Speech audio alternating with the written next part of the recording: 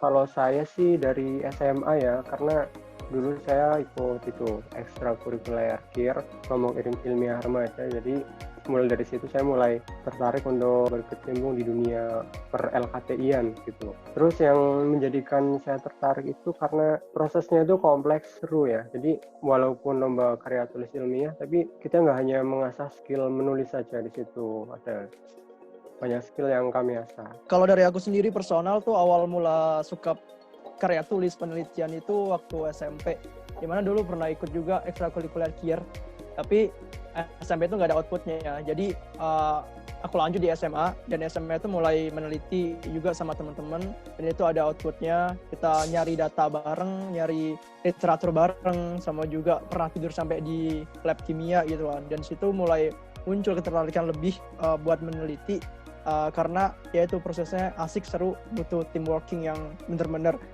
bisa kerjasama kayak gitu, dan nanti hasilnya itu bisa bermanfaat bagi masyarakat ataupun orang lain.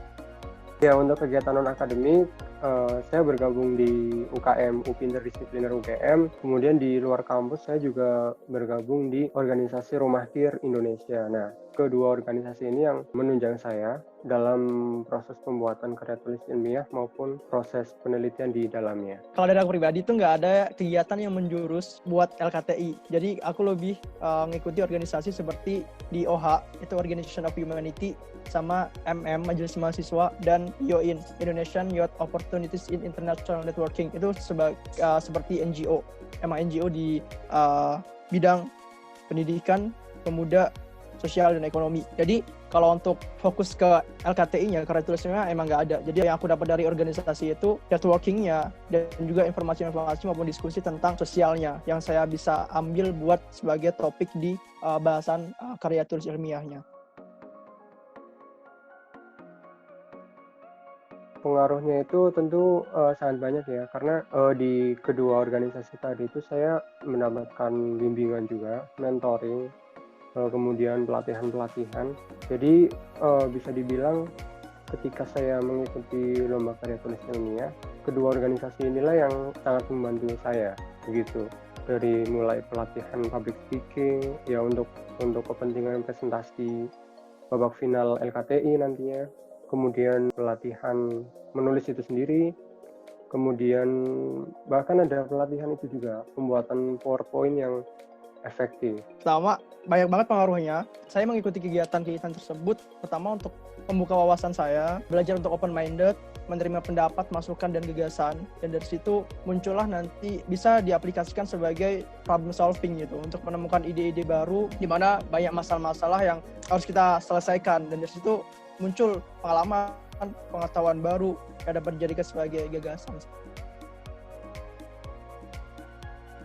Pertama, berani menulis. Yang kedua, banyak baca referensi untuk menemukan inovasi-inovasi baru sehingga karya kita itu bisa bermanfaat bagi diri kita sendiri dan juga orang lain, bagi masyarakat luas. Kemudian diskusi juga sama temen, sama siapapun deh pokoknya.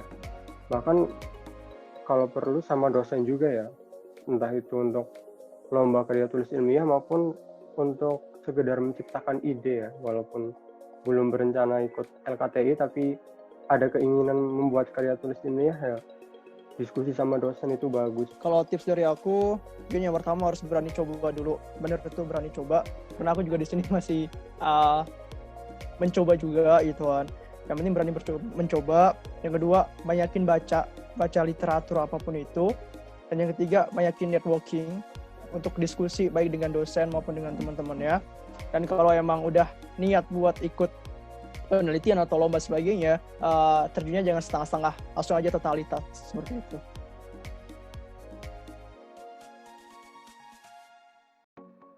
Supaya lebih semangat menghadapi tantangan itu ya pasti perlu disadari bahwa apa yang kita korbankan harusnya mendapatkan hasil ya. Oke, mungkin ikut lomba karya tulis ilmiah itu mengorbankan uang, tenaga pikiran, dan waktu. Tapi balik lagi, kalau kita sampai lolos babak final pun dan di sana kalah, kita udah dapat banyak manfaat loh. Contohnya kita dapat teman baru ya, itu bermanfaat banget ya networking. Kemudian kita bisa belajar dari kampus lain juga, apalagi misalnya kita kalah pun kita bisa belajar juga sama yang menang gimana caranya. Nah, sepulang dari sana itu kita dapat banyak hal yang sangat bermanfaat. Bahkan kalau kita ikut LKTI dan nggak sampai babak final, kita udah menuliskan. Nah, itu manfaatnya di situ.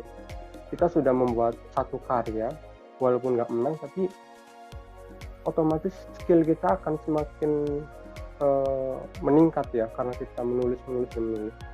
Walaupun nggak pernah juara sekalipun, walaupun nggak pernah lolos babak final sekalipun, ya dengan terus menulis, secara tidak langsung kita sedang mengasah kemampuan diri. Kalau down sih itu manusiawi ya, karena saya juga dulu di SMA lomba karya tulis ilmiah itu kalah terus ya. Jadi saya cuma pernah menang sekali doang waktu itu. Setelah itu kalah sambil lulus, saya nggak pernah juara lagi. Kalau yang namanya tantangan, yang pertama pasti manajemen waktu, dimana kita harus membagi waktu buat kerjain KTI-nya, buat organisasi, sama buat mata kuliah di perkuliahan ya gitu. Yang tadinya kita biasa tidur jam 10 malam gitu, biasanya kalau ada lomba kayak gini jadi jam 12 gitu. Jadi emang harus butuh effort banyak.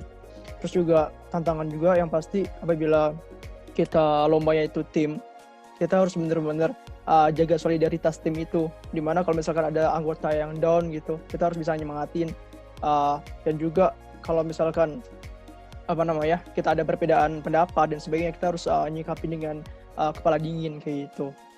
Terus yang ketiga itu harus persiapan tantangan mental sih. Dimana kalau misalkan kita udah lihat saingan-saingan dari kampus-kampus lain gitu kan, kadang kita aduh gimana ini gitu kan, tapi ya kita harus tetap berusaha gitu kan, karena semuanya kita anggap sama aja gitu kan, nggak ada yang lebih tinggi, kita yang penting usaha lebih aja gitu, karena kita lomba juga bawa atas nama alma mater kita gitu. Jadi ya udah, kita sekuat tenaga berusaha buat yang terbaik lah buat alma mater gitu.